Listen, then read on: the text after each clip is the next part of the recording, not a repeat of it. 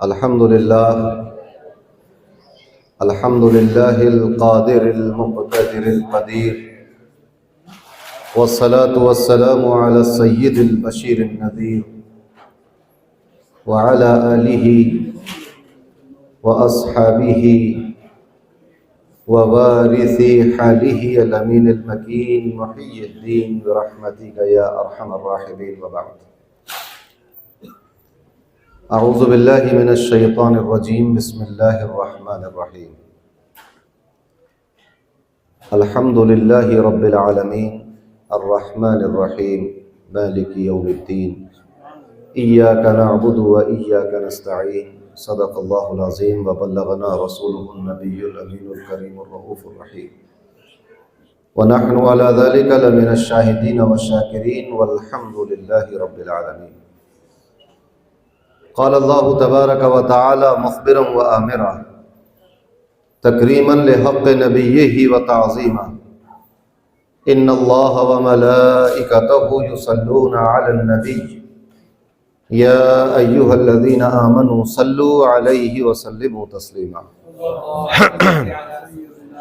اللہم صل وسلم وزد وبارک علیہ وعلی آلہ وصحبہ ووارث حالہ وعلی من لدیہ صلاۃ و سلام علیک یا رسول اللہ صلی اللہ علیہ وسلم۔ چلے جب حضور سوئے فلک، بلغ العلا بکمالہ، کوئی دیکھے رخ کی چمک دمک، کشف الدجا بجمالہ، وہ ہیں بے مثال درینچ شک، حسنت جمیع خصالہ، انہیں دیکھ لیں تو پڑھیں ملک، صلو علیہ وآلہ، اللہم صلی وسلم وزد وبارک علیہ وعلی آلہ وصحبہ ووارث حالہ وعلی من لدیہ صلاۃ و سلام علیک یا رسول اللہ صلی اللہ علیہ وسلم۔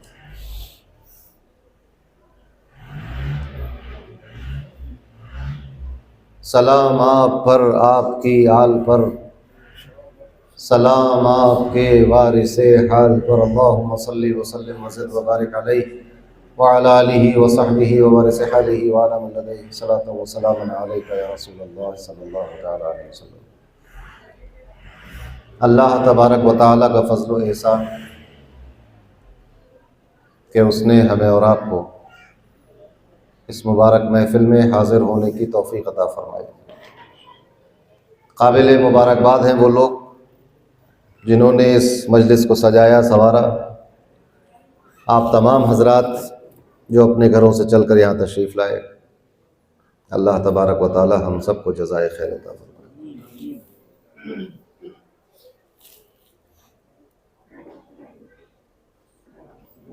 برادر محترم، ترجمان قادریت، خلیفہ حضور تاجدار اہل سنت حضرت حافظ و قاری محمد عبد القیوم قادری راجی مدظ اللہ العالی، ناظم اعلیٰ مدرسہ عالیہ قادریہ خانقاہ عالیہ قادریہ بدایوں شریف، اسٹیج پر جلوہ افروز دیگر علماء کرام، حفاظ اعظام، معزز سامعین و حاضرین،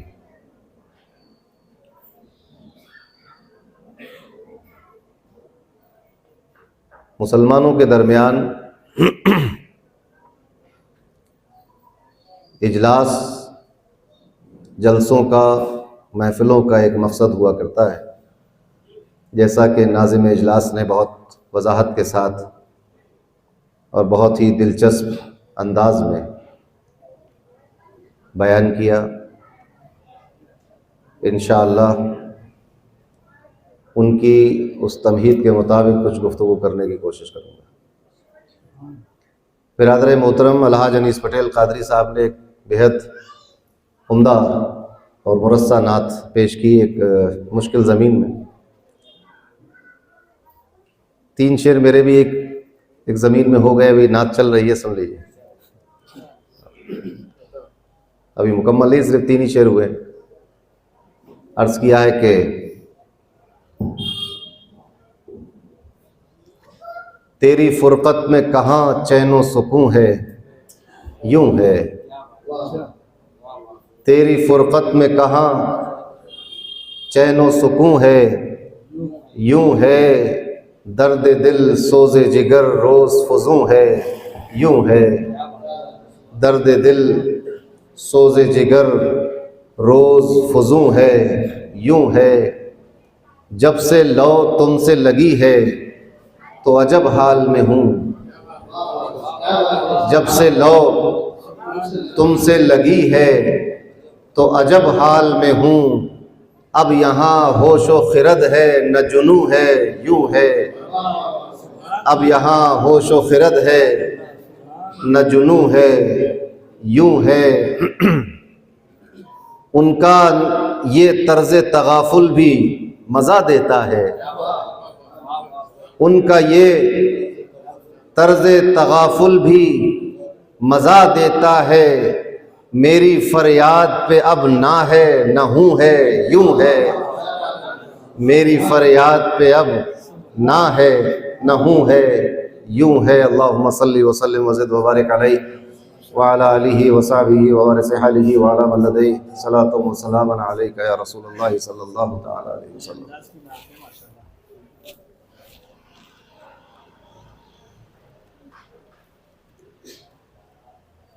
اس دنیا میں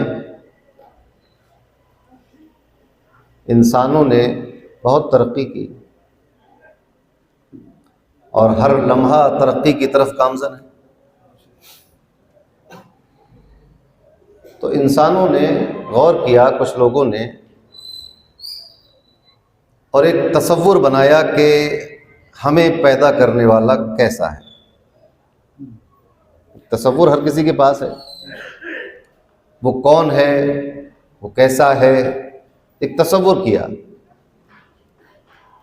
اور اس تصور پر پھر خیالات کی، وجدان کی بنیاد رکھی گئی، اور پھر ہوتے ہوتے وہ ایک باقاعدہ ایک عقیدے کی شکل میں ڈیولپ ہو گیا۔ بہت سارے افراد ایسے بھی ہیں کہ جنہوں نے اس تصور کے ساتھ ساتھ اس کی شکل و شباہت بھی متخیل ہو گئی ان کے ذہن میں، وہ بھی چلتا رہا۔ بتانے کا مقصد یہ ہے کہ لوگ کسی نہ کسی انداز میں اپنے پیدا کرنے والے اور بنانے والے کو یاد کرتے رہے۔ دنیا چلتی رہی، انبیاء آتے رہے، اصلاح ہوتی رہی، آخری نبی تشریف لے آئے اور پیغام مکمل ہو گیا، اور انہوں نے دنیا کو اللہ کی آخری کتاب، اللہ کا کلام یعنی قرآن مجید، فرقان حمید دنیا کو دیا، اور وہ قرآن اس شان سے دنیا میں بھیجا گیا کہ اللہ تبارک و تعالیٰ نے اس کی صداقت، اس کی سچائی اور اس کے بے عیب ہونے کی گواہی خود دی۔ فرمایا کہ ذالک الکتاب لا ریب فیہ، یہ وہ عظیم الشان کتاب ہے جس میں کسی شک اور شبے کی گنجائش نہیں۔ اب اس کتاب کے دنیا میں آ جانے کے بعد ایک اور بحث کا آغاز شروع ہو گیا، اور ایک اور بحث کا آغاز ہوا، ایک دروازہ کھلا ایک بحث کا کہ کیا یہ کتاب واقعی اللہ کی کتاب ہے؟ اگر یہ واقعی اللہ کی کتاب ہے تو پھر اس میں کوئی عیب نہیں، اور اگر یہ اللہ کی کتاب نہیں ہے تو پھر یہ دعویٰ بیکار ہے کہ اس میں کوئی عیب نہیں، کیونکہ انسانوں کی لکھی ہوئی کتابوں میں تو بہت ساری غلطیاں ہو سکتی ہیں۔ تو مسلمانوں نے، بلکہ خود اللہ تبارک و تعالیٰ نے اس بات پر حجت قائم کی، لوگوں کی عقلوں کو مخاطب کیا، انسان کے علم کو، اس کے شعور کو مخاطب کیا، اور دلیل پیش کی، اور عقلی طور پر دلیل پیش کی کہ یہ کتاب سوائے اللہ کے اور کسی کی ہو نہیں سکتی۔ اب کتاب انداز کی ہوتی ہے، کتاب کی ایک ایمان ہے، کتاب کا ایک مواد ہے، ایک میٹر ہوتا ہے، تو الگ الگ انداز سے اللہ تبارک و تعالیٰ نے ثابت کیا کہ یہ کتاب کسی مخلوق کی، بندے کی نہیں ہو سکتی۔ زبان و بیان کے حوالے سے جب بات کی تو کہا فَأْتُوا بِسُورَةٍ مِّن مِّثْلِهِ، کہ اگر تم یہ سمجھتے ہو کہ یہ کسی بندے کا کلام ہے تو آپ بھی اس کی طرح چند صورتیں لے کر آئیے یا ایک صورت لے کر آئیے. بندہ لانے سے عاجز ہو گیا. پھر اس کے اپنے مفہوم کے اعتبار سے اس نے یہ ثابت کیا کہ کسی بندے کی کتاب ہو نہیں سکتی، کیونکہ اس کتاب میں کچھ ایسی باتیں بیان کی گئیں جو مستقبل کے زمانے کی تھیں، آئندہ کئی سال کے بعد رونما ہونے والی تھی.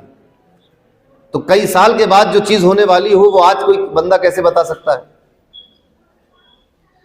پھر اس کتاب میں ان سابقہ امتوں کا بھرپور ذکر تھا کہ جن کا علم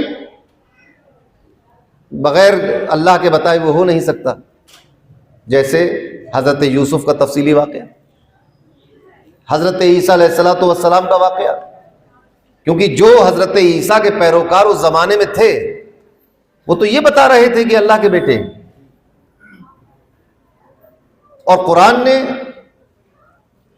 سابقہ انبیاء کے بارے میں تفصیل سے بتایا اور یہ جتا بھی دیا کہ اب ان مذہب کے ماننے والوں سے پوچھ لو کہ ان کی کتابوں کی قرآن نے تصدیق کر دی کہ نہیں کر دی. یعنی جو تم اپنی کتابوں میں چھپا رہے تھے قرآن نے اس کو بیان کر دیا. تو مختلف انداز سے یہ بات علمی طور پر ثابت ہو گئی کہ یہ کتاب اللہ کی کتاب ہے. اب اگر اس کو اللہ کی کتاب نہ مانا جائے تو یہ ایک عناد کی بات ہو سکتی ہے، علمی طور پر آپ اس کا انکار نہیں کر سکتے. تو جب یہ ایسی مستند کتاب ہے تو پھر اس کتاب سے بھی ایک سوال کر کے دیکھیں کہ دنیا بنانے والا کیسا ہے. کیونکہ انسانوں نے اپنے تصور و خیالات کے مطابق تو ایک تصور کر لیا کہ دنیا بنانے والا کیسا ہے. کچھ لوگ تو میں دیکھتا ہوں اس طرح توحید کی اور اللہ تبارک و تعالیٰ کی بات کرتے معلوم ہو رہا ہے کہ کسی جلاد کی اور کسی تھانے دار کی صفت بیان کر رہے ہیں. بہت خونخوار قسم کا کوئی بادشاہ ہے اس کی بات بیان کر رہے ہیں. قرآن کیا کہہ رہا ہے؟ قرآن مجید نزول کے اعتبار سے اقرا سے شروع ہوتا ہے، لیکن مصحف کی ترتیب کے اعتبار سے سورہ فاتحہ سے شروع ہوتا ہے. تو مصحف کی ترتیب کا مطلب یہ ہوا کہ اب دنیا والے قرآن کو اس ترتیب سے پڑھیں گے. اسی ترتیب سے پڑھا جائے گا مکتب میں، مدرسے میں، اور یہی کہا جائے گا کہ الحمدو سے لے کر والناس تک، اقرا سے لے کے الیوم اکملت تک تو نہیں کہتا کوئی، الحمدو سے والناس تک کہی جائے گی بات. تو قرآن شروع ہوتے ہی ابھی آپ نے قرآن شریف پڑھنا ہی شروع کیا تھا، سب سے پہلے اللہ نے اپنا تعارف پیش کر دیا. کیونکہ جب آپ کے ذہن و دماغ میں اپنے رب کا تعارف کامل ہو جائے گا، واضح ہو جائے گا، پھر اس کے بعد آگے کے معاملات اس پر مرتب ہوں گے. تو قرآن کھولتے ہی قرآن کہتا ہے بسم اللہ الرحمن الرحیم الحمدللہ رب العالمین. بات تعریف سے شروع ہوتی ہے، اور تعریف ہمیشہ اچھی چیز کی جاتی ہے، پسندیدہ چیز کی جاتی ہے. حمد و ثنا جس چیز سے آپ نفرت کرتے ہو اس کی نہیں کریں گے. توصیف و ثنا اسی کی کریں گے جو پسندیدہ ہو، جو فی نفسہ ہی اچھا ہو، جس میں کوئی اچھائی ہو، جس میں کوئی بھلائی ہو، جو آپ کو اپنی طرف متوجہ کرتا ہو، اس میں ایک کشش ہو جس کی کشش کے زیر اثر آپ اس کی طرف کھنچے چلے جاتے ہوں. یہ ساری صورتیں پیدا ہوں گی تو پھر تعریف نکلے گی نا. ہم دنیا میں تعریفیں کرتے ہیں، کیوں کرتے ہیں؟ کیونکہ شے ہمیں پسند آتی ہے. بات سمجھ میں آئی؟ یہ اس تعریف کی بات نہیں کی جا رہی ہے جس کو منطق میں تعریف کہا جاتا ہے. اس کو حمد نہیں کہتے ہیں، اس کو حد کہتے ہیں. تو یہاں اللہ تبارک و تعالیٰ کی کوئی وہ والی تعریف نہیں ہے جس کو ڈیفینیشن کہا جاتا ہے. یہ تعریف یعنی حمد و ثنا ہے، اس کی بڑائی اور بزرگی ہے، اس کی پاکی اور اس کی تقدیس ہے. تو فرمایا کہ تمام تعریف اللہ کی ہے. کتنی بھی تعریف کہیں کی بھی ہو، اب تمام جب تعریف ہو گئی، جب الف لام لگا ہوتا ہے الحمد، تو الف لام کے کئی مطلب ہو سکتے ہیں. یہاں پر الف لام کا مطلب ہے تمام کی تمام، سب کی سب. یعنی اب اس تعریف جس کے بارے میں کہا جا رہا ہے کہ اللہ کی ہے، اس میں سے ذرہ برابر بھی کسی اور کے لیے نہیں ہے، سب کی سب اللہ کے لیے ہے۔ اب آپ عربی میں کریں تو اللہ کی ہے، اردو میں تعریف کریں تو اللہ کی ہے، ہندی اور سنسکرت میں کریں تب اللہ کی ہے، ہبرو میں لاطینی میں کریں تو اللہ کی ہے، زبان سے کریں تو اللہ کی ہے، لکھ کر کریں تو اللہ کی ہے، دل میں کریں تو اللہ کی ہے۔ تمام تعریف کس کی ہے؟ اللہ کی۔ تعریف کسی اور کی ہو ہی نہیں سکتی۔ قرآن شروع یہیں سے ہوتا ہے۔ تو اب اگر اس آیت کریمہ سے یہ اجتہاد کر لیا جائے کہ چونکہ تمام تعریف اللہ، ابھی تو قرآن آگے کھلا نہیں نا، عقیدے کی بات تو بعد میں آئے گی کہ عقیدہ کیسا ہو۔ پہلا سبق قرآن یہ دے رہا ہے کہ تمام تعریف اللہ کی ہے۔ ابھی اس بات کو چھوڑ دیجیے کہ مدد کون کرے گا اور عبادت کس کی ہوگی، تو بعد میں آنی بات ہے۔ بات پہلے یہ مکمل ہو جائے کہ تمام تعریف اللہ کی۔ تو اگر اس کا یہ مطلب نکالا جائے کہ اب اللہ کے سوا کسی کی تعریف نہیں ہوگی، تو یہ اجتہاد اور یہ مفہوم اور یہ فتویٰ عقل کے پاس صحیح ہے؟ اگر صحیح ہو تو جس دن سے اللہ نے عالم پیدا کیا ہے اس دن سے اب تک ہر شے شرک میں مبتلا ہے۔ آپ سوچیں، اور بہت دور کی بات نہ کریں تو آپ یہ کہیں کہ جس دن آدم کو بنایا گیا، اللہ نے کیا کہا؟ انی جاعل فی الارض خلیفہ۔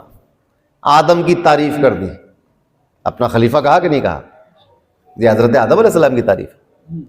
فرمایا وَإِذْ قُلْنَا لِلْمَلَائِكَةِ اسْجُدُوا لِآدَمَ، یہ حضرت آدم کی تعریف میں بات ہے، مقام مدح میں کہی گئی یہ بات، یہ سزا دیتے وقت کہی جاتی ہے بات کہ اس کو سجدہ کرو، مقام نعت میں ہے، مقام مدح میں ہے، یہ تعریف ہے۔ اور قرآن بے شمار اس طرح کی تعریفوں سے بھرا ہوا ہے جو غیر اللہ کی ہے۔ حضرت نوح کی تعریف ہے، ان کے سفینے کی تعریف ہے، پھر اس طوفان کی تعریف ہے، ہر کسی کی بات اللہ نے بیان کی۔ آسمان و زمین کی تعریف ہے، چرند و پرند کی تعریف ہے، انبیاء کی، ان کی امتوں کی تعریف ہے، پھر کعبے کی تعریف ہے، مکے کی تعریف ہے، اور رسول اللہ صلی اللہ علیہ وسلم کی تعریفات ہیں، ان کے اصحاب کی تعریف ہے، فرشتوں کی تعریف ہے، جنت کی تعریف کی گئی ہے، بہت ساری چیزوں کی تعریف۔ تو اس آیت کریمہ کا یہ مطلب تو نہیں ہو سکتا کہ اب غیر اللہ کی تعریف نہ کی جائے ورنہ شرک ہو جائے گا، یہ تو نہیں ہوگا نا مطلب، کیونکہ اگر یہ مطلب نکال لیں تو پھر تو پورا دین ہمارا جو ہے وہ مسمار ہو جائے۔ اور سب سے پہلا ہی جملہ ہی یہی ہے، الحمدللہ، تمام کی تمام تعریف اللہ کی۔ مگر یہ بھی آپ کا عقیدہ ہے اور ہمارا عقیدہ ہے کہ جو قرآن میں بیان کیا گیا یہ بھی حق ہے کہ اللہ، تمام تعریف اللہ کی، یہ بھی حق ہے، اس پر بھی ایمان ہے ہمارا۔ علماء نے اس کو اس طرح سمجھایا ہے کہ وہ ہے خالق و صانع، پیدا کرنے والا اور بنانے والا، اور باقی دنیا ہے پیدا ہونے والی اور بننے والی۔ تو اگر ہم کسی ایسی شے کی تعریف کریں جو کسی نے بنائی ہو تو حقیقتاً یہ اس کے بنانے والے کی تعریف ہوتی ہے۔ مثلا آپ کسی گھر کی تعریف کریں، کیا خوبصورت تاج محل ہے، تو اگرچہ آپ اس کے معمار اور بنانے والوں کا ذکر منہ سے نہ کریں، لیکن آپ کی تعریف میں ان کی تعریف شامل ہے۔ حقیقتاً تعریف تو انہیں کی، وہ بنانے والے نہ ہوتے تاج محل کیسے بنتا؟ ایسے آپ کوئی پینٹنگ دیکھیں بہت خوبصورت، احمد حسین کی پینٹنگ کی تعریف کریں، آپ کس کی تعریف ہوئی؟ بنانے والے کی۔ کوئی ٹیبل اور میز جس کی تعریف کریں گے بنا، مگر یہاں ایک بات اور سوچنے کی کہ جو بنی ہوئی شے ہوتی ہے، بنانے والا اس شے کی ماہیت سے باہر ہوتا ہے۔ غور کرتے چلیں، جو شے بنی ہوئی ہے بنانے والا اس کے حدود اربع سے باہر ہے۔ جیسے ایک میز، تو میز ایک کارپینٹر بناتا ہے مگر وہ میز میں شامل نہیں ہے، میز سے الگ ہے۔ گلاس کسی میں بنایا تو وہ گلاس میں خود شامل نہیں ہے، بلکہ گلاس سے الگ اس کی ذات۔ کرسی بنانے والا کرسی میں شامل نہیں ہوتا، کرسی کے علاوہ۔ کمپیوٹر جس نے بنایا وہ کمپیوٹر میں شامل نہیں ہے، کمپیوٹر سے الگ۔ اسی طرح دنیا بنانے والا دنیا میں شامل نہیں، لہٰذا اب یہ سوال نہ کیا جائے کہ اللہ کب سے ہے، کیونکہ زمانہ بنا ہوا ہے اور زمانے کو بنانے والی ذات اللہ کی ہے، تو جو بنا ہوا ہو وہ بنانے والے سے الگ ہوتا ہے اور بنانے والا بنے ہوئے سے الگ ہوتا ہے، تو جو ذات گرامی زمانے سے باہر ہو اس کو زمانے میں کیسے ناپا جا سکتا ہے؟ کچھ ملحدین یہ سوال کرتے ہیں کہ اللہ تبارک و تعالیٰ کب سے ہے؟ ارے کب سے ہونا یہ ایک زمانے سے ناپا جائے گا نا، کہ آپ کب سے ہیں؟ ہم 1982 سے ہیں، ایک زمانہ ہو گیا نا، وقت۔ تو جس نے وقت کو بنایا ہو اس کو آپ وقت سے کیسے ناپ سکتے ہیں؟ اور یہ تو ایک یعنی منطقی حقیقت ہے کہ صانع مصنوع سے خارج ہوتا ہے، تو جو زمانے سے باہر ہو اس کو زمانے سے کیسے ناپا جا سکتا ہے؟ تو بنی ہوئی شے کی تعریف بنانے والے کی تعریف۔ ہمارے پیر و مرشد حضور تاجدار اہل سنت فخر قادریت محبوب غوث اعظم حضرت مولانا الشیخ الشاہ عبد الحمید محمد سالم قادری نور اللہ منقدہ رحمہ اللہ نے فرمایا کہ سب سے اچھی یہ حمد عزت ہے، سب سے اچھی یہ حمد عزت ہے، میرا رب خالق محمد ہے۔ ایک ایسی عظیم الشان مصنوع کی طرف اشارہ کر کے اس کے بنانے والے صانع کی طرف تعریف کے الفاظ اور تعریف کے نیاز پیش کیا جا رہا ہے کہ جب بننے والی شے اتنی مارکت الارا و شاہکار اور خوبصورت ہے تو بنانے والے کا عالم کیا ہو؟ تو سب سے اچھی یہ حمد عزت ہے، میرا رب خالق محمد ہے صلی اللہ علیہ وسلم۔ اور یہ علماء نے بیان بھی کیا ہے کہ جب اللہ تبارک و تعالیٰ کی طرف کسی شے کی نسبت کرے تو اچھی شے کی نسبت کرے۔ وہ خالق تو ساری کائنات کا ہے، مگر جس کائنات میں جو شے بہت عظیم الشان ہے ان کی نسبت کریں کہ اس کا خالق ہے۔ چھوٹی چیزوں کی نسبت نہ کریں اللہ کی طرف، یہ نہ کہیں کہ یہ بندر کا خالق ہے، چپلی کا خالق ہے، سانپ کا خالق ہے، نہیں، کہیں کہ یہ محمد الرسول اللہ کا خالق ہے، یہ چاند اور ستاروں کا خالق ہے، یہ زمین و آسمان کا خالق ہے، یہ پہاڑوں اور آبشاروں کا خالق ہے، یہ پھولوں کا اور پھلوں کا خالق ہے۔ تو اس طرح سے اس کی طرف نسبت یہ ادب کے وجہ سے، ورنہ حقیقت تو یہ ہے کہ جس طرح وہ پہاڑ کا خالق ہے اسی طرح ریت کے ایک ذرے کا بھی خالق ہے، جس طرح وہ میٹھے پھلوں کا خالق ہے اسی طرح کڑوے نیم کے پیڑ کا بھی خالق وہی، سمجھے بات ہے؟ جس طرح وہ شفا کا خالق ہے مرض کا خالق بھی وہی۔ مگر یہ نہیں کہنا چاہیے کہ ہمارا رب تو وہ ہے جس نے امراض پیدا، جس نے کینسر پیدا کیا، نہیں، جس نے شفا پیدا کی، جو مریضوں کو شفا دیتا ہے۔ حضرت ابراہیم نے یہی کہا فَإِذَا مَرِضْتُ فَهُوَ يَشْفِينِ۔ جب مریض ہونا انسان کے بس کی بات نہیں ہے، مرض اللہ دیتا ہے، شفا بھی وہ دیتا ہے، مگر ادب کا تقاضا یہ ہے کہ چونکہ مرض کو ایک بری شے مانا جاتا ہے، آزمائش مانا جاتا ہے، تو اس کو اپنی طرف منسوب کرو، اور شفا کو اچھا سمجھا جاتا ہے اس کو اللہ کی طرف منسوب کرو۔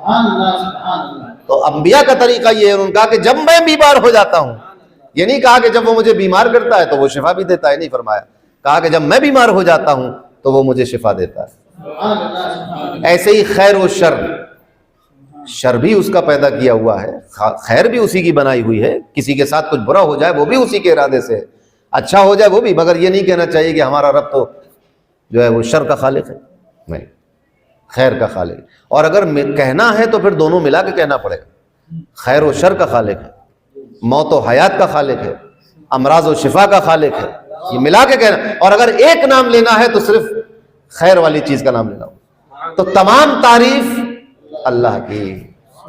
اب جس زاویے سے آپ کریں، اب اس کائنات میں چونکہ اس کائنات میں یہ بنی ہوئی شے ہے، تو بنی ہوئی ہے تو یہاں تو تعریف ہونی ہی ہے ہر شے کی۔ آپ کہیں آرٹ گیلری میں جائیں، کہیں کسی ایسی جگہ جائیں جہاں بہت مختلف انواع و اقسام کے پھول لگے ہوں، انواع و اقسام کی پینٹنگ لگی ہو، انواع و اقسام کے کپڑے ہوں، انواع و اقسام کے کھانے ہوں، انواع و اقسام کے ٹائل لگے ہوں، پتھر ہو، گرینائٹ ہو، زیورات ہو، جوتے چپل کچھ بھی ہو، تو جب انواع و اقسام کی اشیاء جہاں ہوں گی وہاں تعریف تو ہوگی، کیونکہ ایک شے دوسرے سے اچھی ہوگی۔ بات سمجھ میں آئی؟ ہر شے ایک سی تو نہیں ہوگی، کوئی چیز آپ کو زیادہ پسند آئے گی، کوئی اس سے زیادہ پسند آئے گی، کوئی تو بہت زیادہ پسند آئے گی۔ تو جو شے آپ کو بہت زیادہ پسند آئی وہ کم پسند آنے والی سے زیادہ آپ کے نزدیک اچھی ہوگی تو آپ اس کی تعریف کریں گے۔ تو جو مصنوعات ہوتی ہیں ان کی تعریف ہونا ایک فطری بات ہے۔ تو تو یہ دنیا ایک مصنوع ہے، بنی ہوئی ہے، اس کو بنایا گیا ہے۔ اب یہاں جب آپ نے آنکھ کھولی تو آپ نے ماں کو دیکھا، ماں کو دیکھا تو آپ نے اس کی تعریف کی، مگر یہ حقیقتاً اس کی تعریف ہے جس نے ماں کے سینے میں آپ کے لیے خوراک رکھی، جس نے ماں کے دل میں آپ کے لیے رحمت رکھی، جس نے ماں کی شکل میں آپ کے لیے ایک ایسا رحمت کا گہوارہ دیا کہ کائنات میں اس کا نعم البدل نہیں ہو سکتا۔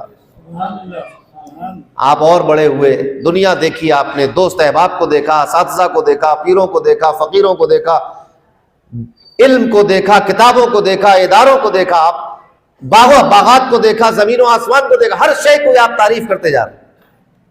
اور انسان کی فطرت بھی یہ ہے کہ اس کو ایک جگہ قرار نہیں، اس کو مزید چاہیے۔ جیسے جہنم کہتا ہے نا حل میں مزید، انسان کی فطرت بھی کہتی کہ اور لاؤ۔ ایک انسان کے اندر ایک مادہ اللہ نے رکھا ہے فطرت میں کہ تم زیادہ سے زیادہ کی طرف۔ آپ ایک سائنسداں کو دیکھ لیں، جب تم ایک مقام پر پہنچ گئے سنتشٹ ہو جانا چاہیے، ایک تحقیق پوری ہوئی تو نیا باب کھول لیا۔ ایک ڈاکٹر کو دیکھیں، بائی پاس سرجری تم نے کر لی تھی، یہاں خوش رہتے ہیں، اور آگے کی طرف جا رہا ہے۔ آٹو موبائل میں آ جائیے آپ، بھائی فیٹ کار کیا بری تھی، آتے ہی تھے اس سے یہاں پر لوگ، چلتی تھی، مگر آج فراری بن گئی، تو مزید کی طرف۔ ہوائی جہاز بن چکا تھا ایک، مگر اب آج دیکھیں جمبو جیٹ، ڈبل ڈیکر، بڑے بڑے جہاز، تو آگے کی طرف انسان جا رہا ہے۔ تو انسان کسی جگہ ٹھہرتا نہیں ہے، اللہ تبارک و تعالیٰ انسان کو اس کی محنت کا پھل دیتا رہتا ہے۔ جس راہ میں محنت کرو گے ترقی ملتی چلی جائے گی۔ تو انسان کی فطرت یہ ہے کہ وہ اور کی طرف جاتا ہے، پھر اور کی طرف جاتا ہے۔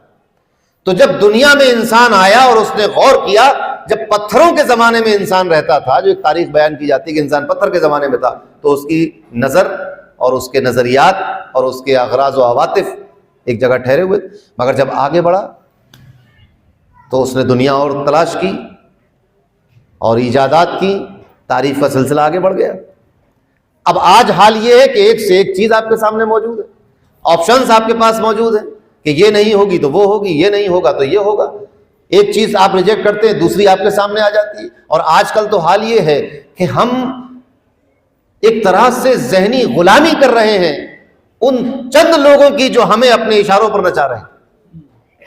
وہ جو چاہتے ہیں ہم وہ کھا رہے ہیں، وہ جو چاہتے ہیں وہ ہم پہن رہے ہیں، وہ جو چاہتے ہیں اس کو ہم پسند کر رہے ہیں، وہ جو چاہتے ہیں وہ ہم دیکھ رہے ہیں۔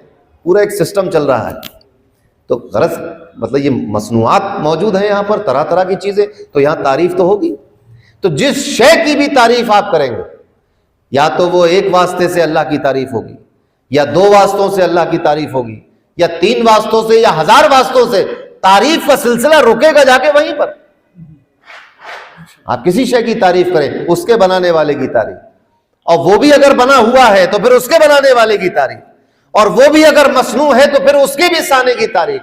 یہ سلسلہ اس وقت تک چلتا رہے گا جب تک صانع حقیقی کی طرف جا کر یہ سلسلہ رک نہ جائے، اور جہاں یہ سلسلہ رک جائے گا ہم کہیں گے یہی ہمارا رب ہے، الحمدللہ رب العالمین۔ تمام تعریف اللہ کی، مگر رب اللہ یہ چاہتا ہے کہ میرے بندے میری اور صفات کو بھی سمجھیں، تاکہ زیادہ سے زیادہ معرفت ان کو حاصل ہو۔ ورنہ اتنا کافی تھا الحمدللہ، تمام تعریف اللہ کی، مگر اللہ تبارک و تعالیٰ کی مشیت نے یہ پسند فرمایا کہ میرے بندے مجھے کچھ تو پہچانے۔ اور یہ بات یقین سے اس کو یاد رکھیے کہ جب تک اللہ نہ بتائے اپنے بارے میں کوئی اس کو جان نہیں سکتا۔ کوئی بھی ہو، کوئی فرشتہ ہو، کوئی نبی ہو، کوئی رسول ہو، کوئی بھی ہو، جب تک رب خود نہ بتا دے اپنے بارے میں کوئی جان نہیں سکتا اسے۔ آپ دیکھیں انبیاء اور مرسلین اللہ کو کتنا جانتے ہیں، مگر کیسے جانتے ہیں؟ اللہ کے بتانے سے جانتے ہیں۔ وہ اپنا قرب عطا کرتا ہے، وحی نازل کرتا ہے، اپنے بارے میں بتاتا ہے، کسی کو کلام کے ذریعے بتاتا ہے، کسی کو وحی کے ذریعے بتاتا ہے، اور کسی کو معراج کی شب عرش اعظم پہ بلا کر، پردے اٹھا کر، اپنا جمال لازوال دکھا کر اپنے بارے میں بتاتا ہے۔ اس کے بتانے کے طریقے، مگر وہ ایسا غیب الغیب ہے کہ اگر اپنی معرفت نہ دے کسی کو تو اس کو کوئی جان نہیں سکتا، کیونکہ بنانے والے کو بنی ہوئی شے بنانے والے کی معرفت کرنے کی استطاعت نہیں رکھتے، خود بخود نہیں جان سکتے۔ تو اس نے یہ چاہا کہ میں اپنے بندوں کو اور اپنے بارے میں بتا دوں تاکہ ان کو زندگی گزارنے میں آسانی ہو۔ اس نے فرمایا تمام تعریف اللہ کی، الحمدللہ رب العالمین، فرمایا تمام تعریف اس اللہ کی جو تمام عالمین کا پالنے والا ہے، تمام کائنات کا پالنہار ہے، رب ہے۔ آپ رب کہیں، آپ اللہ کہیں، آپ خالق کہیں، ذات ایک ہی ہے، لیکن مفہوم ہر لفظ کا الگ الگ ہوتا ہے۔ یہ سب مترادفات تو نہیں ہے، مصداق تو سب کا ایک ہے، لیکن رب کہتے ہیں اس کو جو پالتا ہو،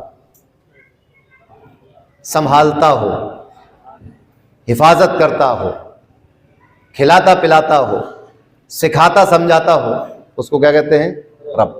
اسی لیے وہ اساتذہ کو یا مشائخین کو لوگ کہتے ہیں کہ یہ میرے مربی ہیں، تربیت کرتے ہیں میری، مجھے سنبھالتے ہیں، سکھاتے ہیں، سمجھاتے ہیں۔ بات سمجھ میں آئی؟ تو رب وہ ہوتا ہے کہ جو سنبھالے، کھلائے پلائے، بڑا کرے، حفاظت کرے، وہ رب ہے۔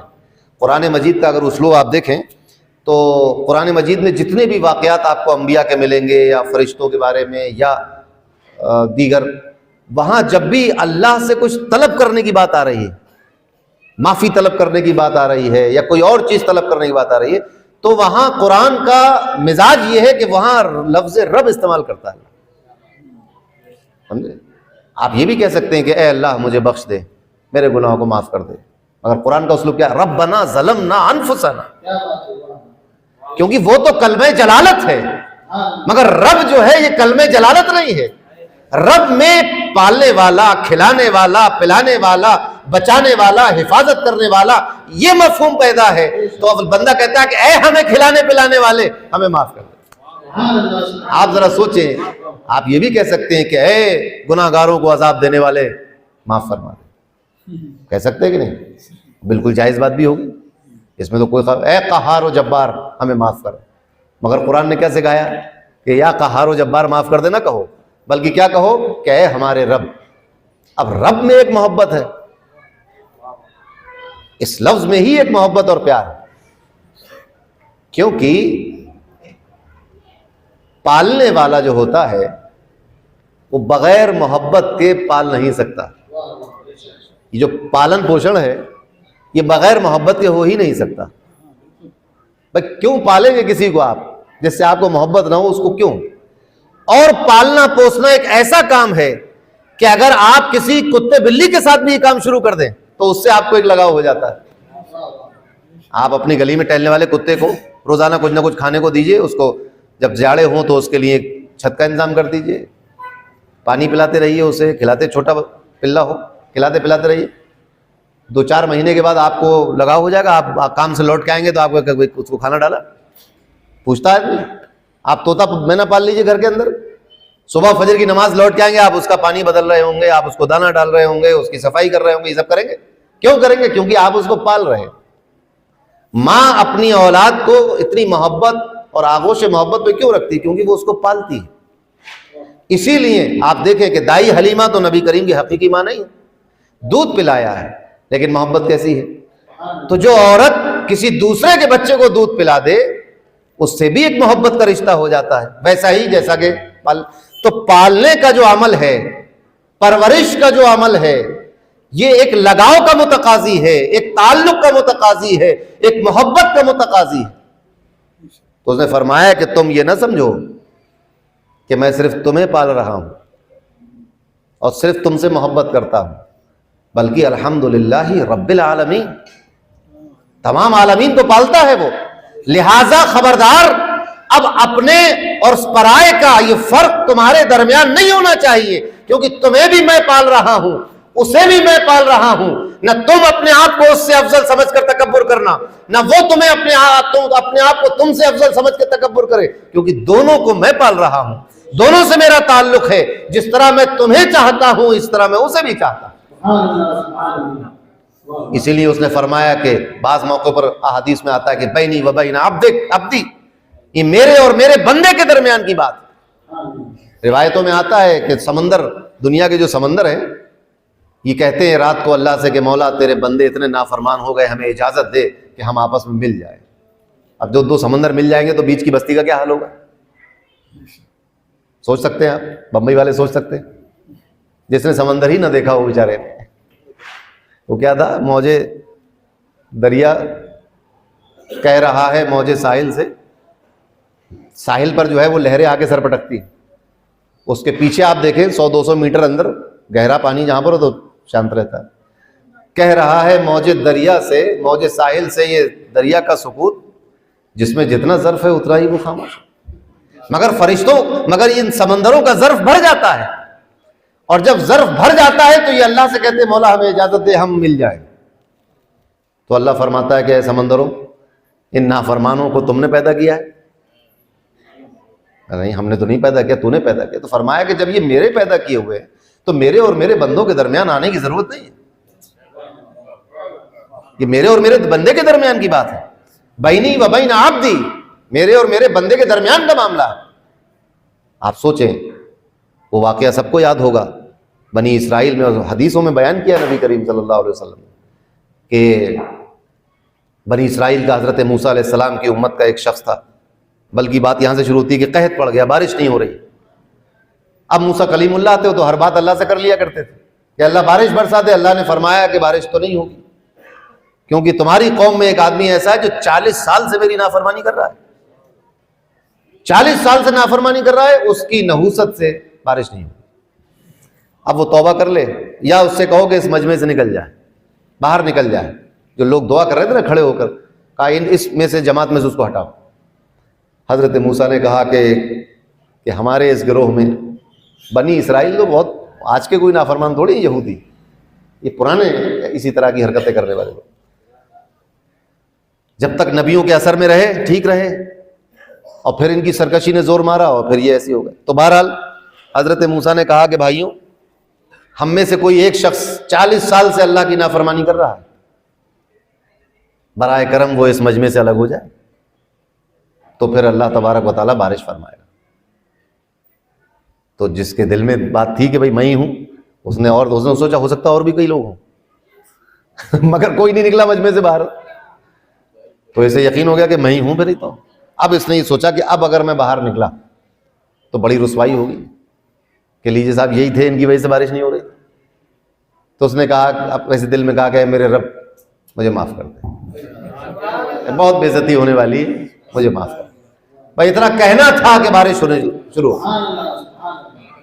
بارش جب ہوئی تو حضرت موسیٰ نے کہا کہ اے مالک، اے اللہ، ابھی تو باہر کوئی نکلا نہیں اس مجمع سے، پھر بارش کیسے ہو گئی؟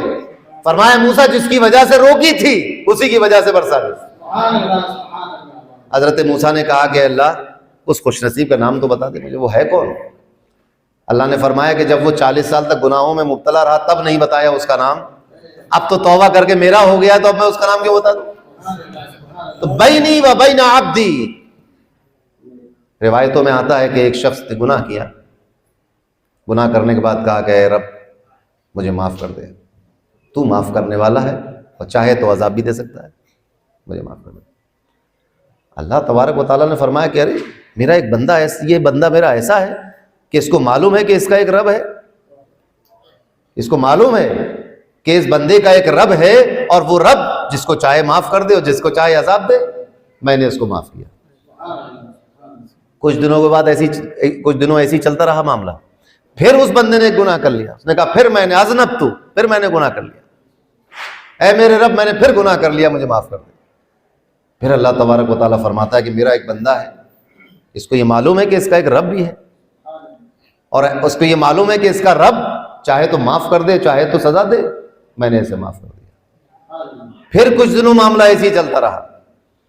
پھر اس بندے نے گناہ کیا، پھر اللہ نے معاف کر دیا. بتانے کا مقصد یہ ہے کہ رب جو ہوتا ہے اس کے یہاں محبت ہی محبت ہوتی ہے، پیار ہی پیار ہوتا ہے، اپنائیت ہی اپنائیت ہوتی ہے. اسی لیے علماء منع کرتے ہیں کہ دنیا کی کسی شے کو حقارت سے نہ دیکھا کرو، اس کی توہین اور اس کو حقارت سے کلام نہ کرو اس کے ساتھ، کیونکہ الحمدللہ رب العالمین. اس عالمین کی کوئی اہمیت نہیں ہے مگر اس عالمین کو کھلانے پلانے والے کی بڑی اہمیت ہے. اس عالمین سے جس کا تعلق جڑا ہوا ہے، جس کی نسبت جڑی ہوئی ہے، وہ بہت بڑی ذات گرامی ہے. لہذا اس کے احترام میں اس چیز کو برا نہ کہا. اور اس نے یہ بھی اعلان کر دیا کہ وہ اللہ جو تمام عالمین کا رب ہے. اب یہاں سے یہ بھی ذہن صاف ہو گیا کہ آب زمزم کس کا ہے، اور گنگا کس کی ہے، جمنا کس کی ہے، اور جو ہے وہ سمندر کس کے ہیں، پہاڑ کس کے ہیں، آسمان کس کا ہے، زمین کس کی ہے. سب باتیں واضح ہو گئی. وہ تو رب العالمین، تمام تعریف اس کی جو تمام عالمین کا پالنے والا ہے، رکھوالا ہے. اب جب وہ تمام عالمین کا پالنے والا اور رکھوالا ہے تو یہ بات بھی واضح طور پر ہماری سمجھ میں آ جانی چاہیے کہ اسی نے تمام عالمین کو پیدا کیا ہے. کیونکہ جو رب ہوگا وہی خالق بھی ہوگا. یہ ہو نہیں سکتا کہ رب کوئی اور ہو، خالق کوئی اور ہو. بات سمجھ میں آئی؟ اگر رب الگ اور خالق الگ ہو تو ہم یہ پوچھیں گے کہ اس خالق میں صفت ربوبیت ہے کہ نہیں ہے، اور اس رب میں صفت تخلیق خالقیت ہے کہ نہیں ہے. اگر اس خالق میں صفت ربوبیت نہیں ہے تو یہ خالق نہیں ہو سکتا، اور اس رب میں صفت خالقیت نہیں ہے تو وہ رب نہیں ہو سکتا. تو دو الگ الگ ذاتیں نہیں ہیں. رزق دینے والی ذات یہ وہی ہے، رب وہی ہے، خالق وہی ہے، مالک وہی ہے، اللہ وہی ہے. تمام عالمین کا رب ہے وہی اللہ ہے، وہی رب. اس لیے فرمایا الحمدللہ رب العالمین. وہ تمام تعریف اس اللہ کی جو تمام عالمین کا رب ہے.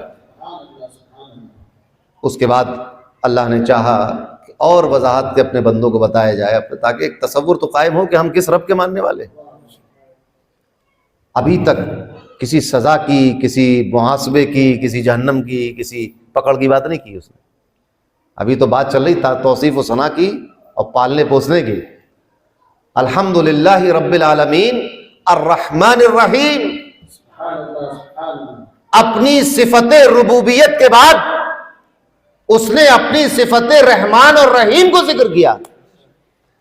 تمام تعریف اس اللہ کی جو تمام عالمین کا پالنے والا ہے، اور کیا ہے؟ رحمان ہے، بہت زیادہ مہربان ہے، بہت زیادہ رحم فرمانے والا ہے. رحیم ہے کہ اس جیسی مہربانی کوئی کر نہیں سکتا اور اس جیسی رحمت کوئی کر نہیں سکتا. الرحمن الرحیم. وہی رحمان ہے، وہی رحیم ہے، وہی رب ہے. اور جس میں یہ ساری صفات ہوں، یہ ساری صفات جس کی ہوں وہی اللہ ہے. اور جو اللہ ہے تمام تعریف اسی کی. بات سمجھ میں آئی؟ اب ایک بات اور سمجھ میں آئی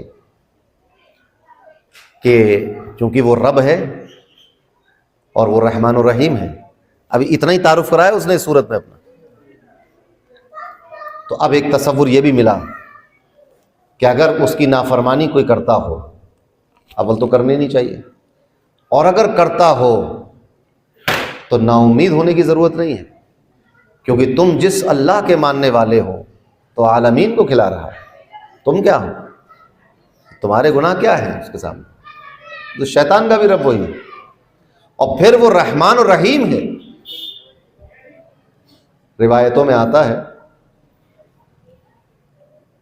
کہ کوئی شخص اتنے گناہ کر لے کہ اس کے گناہ زمین سے لے کر اتنے بلند ہو جائیں الی مد البصر، جہاں تک نگاہیں دیکھ رہی وہاں تک گناہ چلے جائیں، اور ایک بار وہ سچے دل کے ساتھ اللہ سے توبہ کر لے تو اللہ تبارک و تعالیٰ تمام کے تمام گناہ معاف کر دیتا ہے، نامہ اعمال سے مٹا دیتا ہے اس کے گناہ. اور یہ بھی آیا ہے روایتوں میں کہ اگر کوئی شخص یہ کہہ دے کہ تم نے اتنے گناہ کر لیے تمہیں تو اللہ معاف نہیں کرے گا، یہ گناہ ہے، بلکہ بعض صورتوں میں تو کفر تک پہنچ جاتی ہے. اللہ کو یہ بات بہت بری لگتی کہ تم اللہ پر، یہ روایت میں آیا ہے کہ تم اللہ پر حکم لگا رہے ہو، یعنی اللہ کو حکم دے رہے ہیں آپ کہ اس کو معاف نہ کریں. آپ کون ہوتے ہیں اللہ کے بارے میں یہ کہنے والے؟ وہ اس کی شان تو یہ ہے کہ جس کو چاہے گا معاف کرے گا، یغفر لمن یشاء، جس کو چاہے گا معاف کر دے گا۔ تو اللہ سب کچھ معاف کر سکتا ہے۔ صوفیہ فرماتے ہیں کہ ابلیس بھی معاف ہو جاتا مگر اس نے معافی نہیں مانگی۔ آپ سوچئے، اللہ تبارک و تعالیٰ تو ابلیس کو بھی معاف کر سکتا ہے مگر معافی نہیں مانگی اس نے۔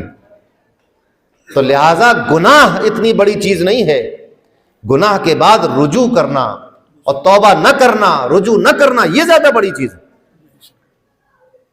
رجوع اگر کر لے، توبہ کر لے اللہ سے معافی تلافی کر لے، تو پھر جرم کتنا بڑا ہے یہ نہیں دیکھا جاتا۔ آپ سوچیں کہ جن لوگوں نے طائف کے میدان میں رسول اللہ کو پتھر مارے ہوں، جن لوگوں نے مکے کی سرزمین پر رسول اللہ کو زندگی گزارنا دوبر کر دیا ہو، وہ لوگ معافی تلافی ہونے کے بعد اس کائنات کے ان چند لوگوں میں سے ہیں کہ آسمان اور زمین نے ان سے افضل امتی اس دنیا میں دیکھا ہی۔ آپ سوچئے کس کس کو معاف کر دیا اللہ۔ جنگ بدر میں جو رسول اللہ کے خون کے پیاسے تھے وہ آج غوث اعظم سے افضل ہیں، خواجہ غریب نواز سے افضل ہیں، امام اعظم سے افضل ہیں۔ جنگ احد کا نقشہ جنہوں نے پلٹ دیا تھا وہ آج اسد اللہ و رسولہ، اللہ کی ننگی تلوار کے نام سے پہچانے جاتے ہیں، حضرت خالد بن ولید۔ رسول اللہ نے لیکن معافی کے بعد تو سب کچھ بدل جاتا نا۔ حضرت فاروق اعظم نبی کریم کو قتل کرنے کے ارادے سے نکلے تھے مگر آج پوری دنیا ان کو فاروق اعظم کے نام سے جانتی ہے۔ توبہ کرتے ہی پیچھے کا کچھ، پھر ماضی کا کوئی دھبا، کوئی شائبہ، کوئی اثر، کوئی رنگ باقی نہیں رہتا، کیونکہ اللہ تبارک و تعالیٰ کی بارگاہ میں اگر معافی کی گناہ کتنا ہی بڑا صحیح۔ آپ ذرا سوچیں، اگر ٹیکنیکل سوچیں، شیطان سے کہا کہ آدم کو سجدہ کرو، نہیں کیا اس نے سجدہ، ٹھیک۔ مشرکوں سے کہا اللہ پر ایمان لاؤ، یہ اللہ پر ایمان نہیں لائے، کون سی بات زیادہ بری؟ سوچ کے دیکھیے۔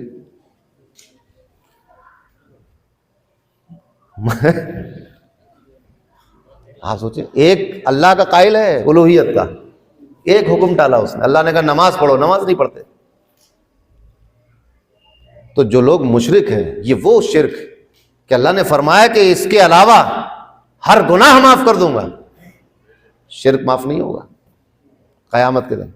اس کا مطلب یہ ہے کہ اگر ایمان دل میں ہے اور انسان بغیر توبہ کے مر گیا، زندگی بھر گناہ کرتا رہا مگر ایمان ہے، توبہ نہیں کر سکا، مر گیا، تو اللہ تبارک و تعالیٰ کی مشیت کے تحت ہے، وہ چاہے تو بغیر عذاب دیے، ایک لمحے کا عذاب دیے بغیر جنت میں ڈال دے، ورنہ وہ اپنی سزا بھگت کے تو جانا ہی جنت میں اسے، کیونکہ ایمان لے کر گیا ہے۔ تو گناہوں کی کوئی حیثیت نہیں اللہ کی مغفرت کے سامنے۔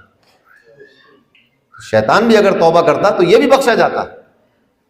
تو عرض کرنے کا مطلب یہ تھا کہ وہ لوگ جنہوں نے شرک کیا مکے میں، جو رسول اللہ کے خون کے پیاسے، جنہوں نے تلواریں کھینچ لی ہوں، مگر جب توبہ کی تو پیچھے سب کچھ اللہ نے مٹا دیا۔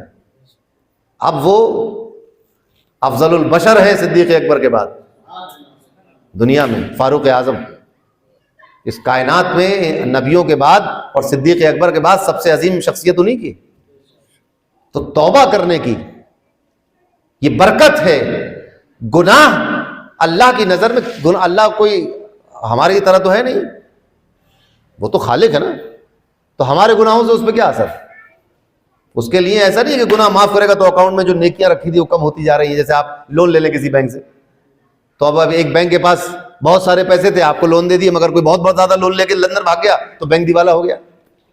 اب آپ لون واپس نہیں کر رہے ہیں اس کا، تو بینک والے آپ کے پاس پھر گنڈے بدماش بھیج رہے ہیں کہ بھائی لاؤ ان سے پیسے لے کے کرو۔ اللہ کے یہاں ثواب اور کیا ایسا کوئی اکاؤنٹ وہ تھوڑی کھاتا، تو بے حساب مغفرت کرنے والا ہے۔ ایسا نہیں ہے کہ وہ اگر بہت زیادہ گناہ کسی کے ایک دفعے میں معاف کر دے گا تو اب دوسرے کے گناہ کیسے معاف کرے گا، اس کے بعد تو مغفرت ختم ہو گئی۔ بے حساب مغفرت والا ہے، بے حساب معاف کرنے والا ہے۔ تو گناہوں کی تعداد کی اس کی نظر میں، اس کے سامنے، اس کی بارگاہ میں کوئی حیثیت نہیں ہے۔ اہمیت اس بات کی ہے کہ گناہگار اس کی بارگاہ میں آتا ہے کہ نہیں آتا۔ اگر گناہگار بے شمار گناہ لے کر اس کی بارگاہ میں آ کر سر رکھ دے اور دل سے کہے کہ اے میرے رب مجھے معاف کر دے، تو سارے گناہ ایک ایک لمحے میں معاف کر دیے جاتے ہیں. اور اسی لیے کہا جاتا ہے کہ توبہ کرتے رہو، ہر وقت توبہ کرتے رہو، کیونکہ گناہ تو انسان ہے، پتہ نہیں کب کہاں کیسا کون سا گناہ ہو جائے. اور یہ باتیں ان لوگوں کی تھیں جو خیر القرون کے لوگ تھے، یہ ان کی باتیں تھیں کہ بھئی ہمیشہ توبہ کرتے رہی، پتہ نہیں جانے انجانے میں کون سا. اب یہاں جانے انجانے کی بات تو یہاں تو سب پری پلان ہوتے ہیں گناہ. آج کے دور میں کون سا انجانے میں گناہ ہو رہا ہے؟ سب پری پلان، گھر سے سوچ کے چلتا ہے آدمی کہ آج یہ کرنا ہے، بالکل سوچ کے کہ ابھی نماز پڑھ لوں پھر کرتا ہوں یہ کام، ابھی ذرا یہ فقیر کو کھانا دیا ہوں، ابھی اس کے بعد دیکھیں گے، ابھی والدہ کو ذرا دوا کھلا دوں، اماں کو ذرا ابا کو دوا کھلا دوں، پھر ابھی. تو اب پلاننگ سے کرتا ہے. یعنی ایک نیک کام کے بعد فوراً برا کام، یا برے کام کے بعد فوراً نیک کام.